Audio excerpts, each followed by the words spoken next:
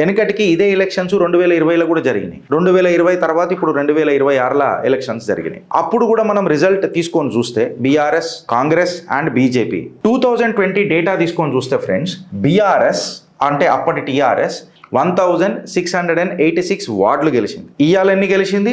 781 వార్డులు గెలిచింది 2026లా. 2026లా ఎంత గెలిచింది బీఆర్ఎస్? 1686. ఇవాళ 781. కాంగ్రెస్ ఆ జమానాల 2020లా ఎంత తీసుకుంది ఫ్రెండ్స్? 569కే ఆగిపోయింది. ఇవాళ 1500కి వచ్చింది. అంటే బీఆర్ఎస్ ఇస్తున్న రెసిస్టెన్స్ చూడుండ్రు మీరు, సైలెంట్ రెసిస్టెన్స్, డంకేపే చోట్ ఇస్తున్నది. అండ్ కమింగ్ టు బీజేపీ, మనము 293 ఆనాడు గెలిచినాం, ఇప్పుడు 336 గెలిచినాం. It's a marginal improvement, there is no denial. Ramachandra Rao గారు అన్నది అబ్సల్యూట్లీ కరెక్ట్. వెనకటికి మేము 13% ఉండే, ఈ రోజు మేము 20%కి వచ్చినామని అన్నది ఖచ్చితంగా రథసారథి అయినా ఆయనకి క్రెడిట్ వస్తుంది.